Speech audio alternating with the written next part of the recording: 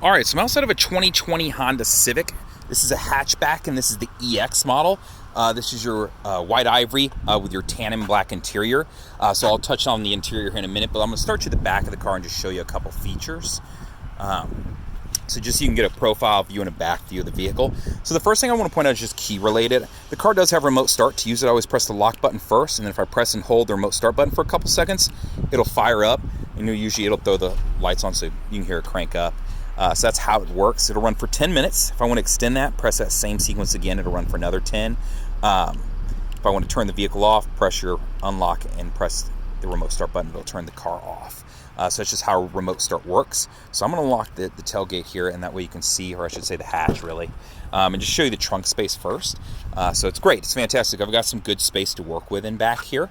You can see my carpeted floor mats are right here. So I'm going to pull those out for just a second.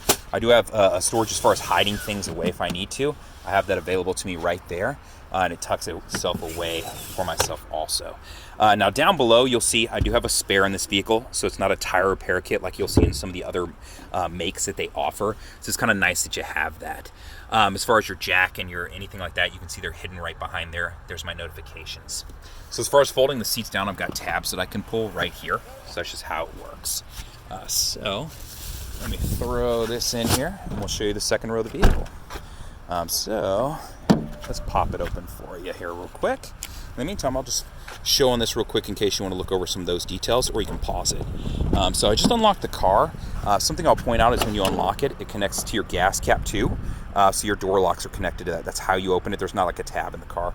It is capless, so you just press it in and it pops open for you and goes.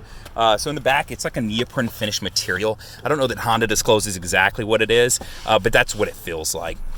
I've got, my cup holders and standard setup back here. I've got tweeters in the doors. So it's a nice filling material. It's got some stretch and give, so it won't wear out quite as easy. So let's hop up into the front. First thing I'll show you is the car does have keyless access, so I can walk up, put my hand on the door handle, it'll automatically unlock. This little black button is if I want to lock the doors, press that. The doors are now locked because I have the key on me. Unlock, now it's unlocked. So that's how it works. So EX, you've got a powered seat in this baby, so that's kind of nice. It's a little bit different from previous generations. So you can adjust front, back. No lower lumbar support, but that's okay. It is powered seat. All my window controls are right here, so I won't touch on those too much other than, locks and mirror controls. I've got tweeters in the doors up here. So let's hop in the car, crank it up, and show you some different features as far as the car goes. So it's a push button start. I'll start you over here on the dash and just point out a couple of the Honda sensing features. One thing I'll admit is Honda sensing is now standard in these vehicles, so it's kind of cool. A couple years ago, it would have been an extra $1,000 if you wanted it standard in the vehicle. So what you're seeing down here, first one is my road departure mitigation, which is currently on. So what that is if I am driving off the shoulder of the road, the car will give me an audible alert, and then it'll actually shake the wheel to be like, hey, wake up, pay attention. So that's what this function is. Now above that, you'll see a car where it looks like it's about to hit another car. That's your collision mitigation braking system. So if it's looking like I'm going to rear another car, it'll give me an audible alert, and then if I don't apply the brakes, it'll actually apply the brakes for me to help prevent the accident. Now over to the side of that, you'll see a car with squiggly lines. That's vehicle stability assist. So that works with your traction control. So if I go into a skid, it'll help transfer power to whichever wheel is getting better traction on the car. That one, I can't really come up with a reason to turn that off other than if you were stuck in the mud maybe and you wanted to spin your tires while you're trying to push out. So some additional safety features right there. Let's touch on the additional other Honda sensing features so I can just kind of knock them all out at once. Those are over here on the right side of the steering wheel. So you can see lane keep assist right here. So if I press this, you'll see some dotted lines up here there, so you can see them turning on and off. What it does is it uses a camera, which is actually right up here, to detect the lines on the road. So like these white lines in front of me would be a good example. When I'm going over 45, it'll actively start reading them. So if I start to drift to the left or the right, it'll help keep me centered. So it'll actually adjust the steering wheel and keep me centered. It's not going to overpower you or anything, but it's there. It feels like a car that has a slight pull to the left or right when it's adjusting. So that's what it feels like for you. How to know if it's actively working is those will fill in solid. So that's lane keep assist, right? So I'm going to turn that feature back off. Now, my adaptive cruise control uses the functions right here, or I can use it as classic control. When I get up to speed, I would press set, and then where it says ACC off right there, that's where it would say my speed. Now, to set the distance it's going to keep between me and the car in front of me at all times, I use this button right here. The more I hit it, the more boxes you'll see. The more boxes, the more space it'll keep between me and that car. It uses radar down in the front end of the car, and it uses this camera up here to detect that car in front of you. So if I set my speed to 65 and the guy in front of me keeps slowing down to 55, it'll just slow the car down and keep my designated spacing that I picked using this button. So that way I don't have to keep turning on and off my cruise control settings. So that's how this function works. So adaptive cruise control. So I'm going to move the car a little bit over here out of the way so you guys aren't catching a glare from the sun. Now, in the dash, I like the dash display. It's a digital display. In this car, you can see I also have a digital speed display as opposed to like an analog setup where I have to kind of guesstimate, hey, am I going exactly 55 or right around there? So cool setup. And you can see my tack is digital too, and it wraps around that. So pretty cool. I like the way that shows. Now, back over to the left side, I want to point out on your blinker stalk, there's a button you can press right here. If you press that button, it turns the camera on that's over there. It's called Honda Lane Watch. It's been around in a lot of our cars for a long time, but it's a fantastic feature. So it's a camera that runs down the right side of the car. So I can turn this on and off whenever I want. So the function of this would be like if I'm exiting the highway, instead of having to look over my shoulder and away from the road and back here, by the time I do that, I may turn around and the guy in front of me has now hit his brakes and I would hit somebody. This allows me to look back over my right shoulder while keeping my eyes facing the road. So fantastic feature. It's also set up, the default is set to where anytime I turn my right blinker on, this comes on also. These hashtags, red line is the end of my car, red to orange is a car length, and orange to orange is a car length. So you can see that Jeep sitting back there is a few car lengths away from me right now. So that's how the function of this works. So that's Honda Lane Watch. So on that blinker stalk, I'll also press out that you do have auto on-off headlights, and you do have fog light controls here too, so the car comes with fog lights. Now over on your other side is your windshield wiper controls. Pull down for the front. To adjust the back and turn them on, you use the tab right there. On your steering wheel, there's a few functions I want to point out. The I button right here will allow you to toggle through your menu screen up here. So you can press it once and then use your arrows, or you can just keep pressing it and it'll go from screen to screen to screen. So audio, as far as pulling up what I'm listening to, you can see it has a nice color display. It shows me Case 101, so a country station that's local to us. While I'm on that, you can press your left and right and it'll jump between your favorite stations. So when I'm in that screen, I can press it and you'll see it'll start jumping around to other stations, which I don't know that I have any presets right now. So that's how it works. I'm gonna turn the volume down. Now, jumping away from that, my Bluetooth controls, I can jump there. Switching between kilometers and miles per hour is right there. My gas, as far as this is my tripometer setup, so if I want, average fuel consumption, my range on this tank of gas, that sort of thing, from the home screen over here, I can get to that same info. So if I go to the info button, I can display it here also. So it just depends on where you want to see that info. So fantastic, bam, there you go.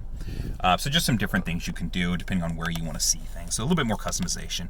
And then torque management, this will just show me, as far as how the vehicle's driving, gives you a little bit more performance-based knowledge on the car. So that is a rundown of the menu screen right there. So I think you understand the general basics to this and how it works. My Bluetooth controls are right here. So to answer a phone call, to hang up and use voice command, I can press this to use the standard voice command in the vehicle. The voice prompt can be interrupted. Which you can see, it's giving me some prompts as far as music search, phone calls, that sort of thing. I'm going to press it again. If you double press that, it'll actually skip over the voice. So if you already know what you want to do and you don't need the prompts, you can do that.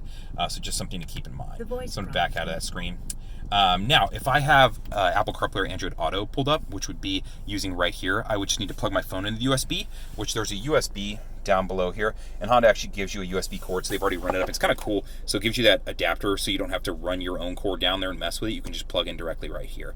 And it'll give you more slack to use for yourself, but you can tuck your cords away in here because the way they've set it up, and they've got little tabs, you can tuck every cord away so you don't have stuff dangling all over the place. So cool that they did that. Once you've plugged your phone in the USB, this will light up and either say Apple CarPlay or Android Auto. Now, if you're an Android user, you do need to download the Android Auto app, so just keep that in mind. But once you've done that, you can plug it in. It'll give you access to the navigation off of your phone onto this touchscreen, where you can use everything from the touchscreen, your turn-by-turn directions through the speakers. So it basically moves everything from your phone onto that screen, but also allows you to use the screen for the navigation. You'll also be able to use the voice command button to control navigation and make commands, place phone calls. Hey, Siri, send a text to so-and-so, call this person, that sort of thing. So to use that, you would just press and hold until you hear the beep for Siri. So it gives you some really great connectivity through the car and your phone. There's plenty of videos on Apple CarPlay and Android Auto. I've actually made a few too. If you have questions, just shoot me over something in the comment section and I'll help you out. As far as settings goes, This is just some different things you can do here. While I'm on the touchscreen, I'll just touch on this stuff. So clock, if you need to adjust it. Info, I mean, you can kind of figure this stuff out. Bluetooth and Wi-Fi, if I need to add a connection to the car, so I want to add a phone Bluetooth device list because I want to add something to that device list. I can add up to 6 things. You just say add device, and then it would start the prompt for searching for your phone. So that's how you add it. Because if you add the first one using the phone button, it's not going to give you those prompts afterwards. So you would need to go into the settings and then Bluetooth and go from that way. So just keep that in mind. Now, vehicle settings, this is where you can start to play with some other stuff in the car. Door and window, I always like to point out, as far as your door locks, it's set up right now to where when I hit 10 miles an hour to automatically lock the doors. I can turn that off or adjust it. And then getting out of the car, the unlock mode is set to where when I open my driver's side door, it'll then unlock the remaining doors of the car. I can adjust that here too if I want. So just some different features that you can play with in there. At the very bottom of the screen, you'll see walkaway auto lock. So we're under vehicle settings and then door and window. Walkaway auto lock is currently turned off. If you turn it on, what this feature is, it's really cool. When I get outside the car, if I have the key with me, the minute I get 10 feet from the car, it'll automatically lock the doors. So if you're the kind of person who forgets, if you lock the doors and you're like, crap, I left my laptop in the car and I don't know if I locked it, turn this feature on. That way, the minute you hit 10 feet from it, it automatically locks so long as you have the key with you. So just some different features that you can play with there. So I'm back out of the screen here and just go over to system real quick. So for the guys who like to customize their car and start playing with stuff and changing colors and turn tachometers on and off, this is where you'll do all that stuff. So background color, you can see I have it set to like the blue-green right now. I can change that. Down at the very bottom, there's a couple things you can play with. Oh, and the beep that you're hearing every time I touch something, I can adjust that there too. But I'm going to go down to the very bottom of the screen and just show you something kind of cool. Under detail information, while we're here, I'll just touch on this real quick. Display. This is where I can turn on like live wallpapers. So it's just kind of cool. Gives you a little bit more customization as far as that goes. And some different things that you can pick back here. So if I pick the black hole, for example, it'll load it up and then I can set this so that that's what's running behind my my buttons back here. So pretty cool, right? And those are just standard on the car. And you can load your own images up back here. I don't know that you could do like a GIF file or anything like that. You may be able to. I've never tried that. But you can definitely load your own image back there because I've done that in other videos. So you can look on my channel and see how to do that because it's the same display unit in the previous previous year model of this vehicle. So that's just how you do this. So that's kind of some touching on some settings stuff. That's a little bit, that's kind of 2.0 stuff. I just want to get you through the basics, but show you a couple things as we go. So we already touched on the steering wheel. Windshield wiper, I don't think I need to explain that too much. Starting the car, push your foot on the brake, press the start button. If you don't, let's say I just want to turn the car on, like turning the keys backwards, but not the car on itself, press the button without your foot on the brake, and it'll allow you to turn the electronics on. So I'm going to turn the car back on just so the AC is running here. The car does have a volume knob. They changed that a couple years ago. It was a point of contention for the touchscreen. So if you're looking at a 2-year-old or older, it may not have this in it in case you're comparing new to used. The car does have heated seats, so it's kind of cool. Depending on what climate you live in, this may be super helpful. Climate control, you can pull it up right here on the screen and be able to adjust everything. You also have a lot of those same controls down here on the buttons. So just depending on how you want to do that. Now, from the touch screen, audio-wise, let's just touch and show you what all of your options are. So I'm going to touch the source button up here in the top left. FM, AM, 90 days of Sirius XM radio. When the trial ends, it's free. It doesn't like bill you or anything specific. It'll just naturally end, so don't worry about that in case you are buying this car. USBs. I have USBs that I can plug like a thumb drive into. You saw that I had a USB down there, and I do have a secondary USB down here in the cubby hole. So I can put a thumb drive in there, put a bunch of music on it, and go that route. iPod, I can connect up anything pretty much with an I'll connect up to this car. Bluetooth, same way I connect up a phone and then be able to stream my music. Pandora, is Pandora compatible? This is kind of irrelevant to me because I'm going to use Apple CarPlay and Android Auto, where I have Spotify, Pandora, iHeart Media. I've got a lot of different features. WhatsApp will work on there. So there's so many different features you can use that these don't come into play for much as me, but know that they're available there to you in case you want them. So that's just a quick rundown of the audio in the car.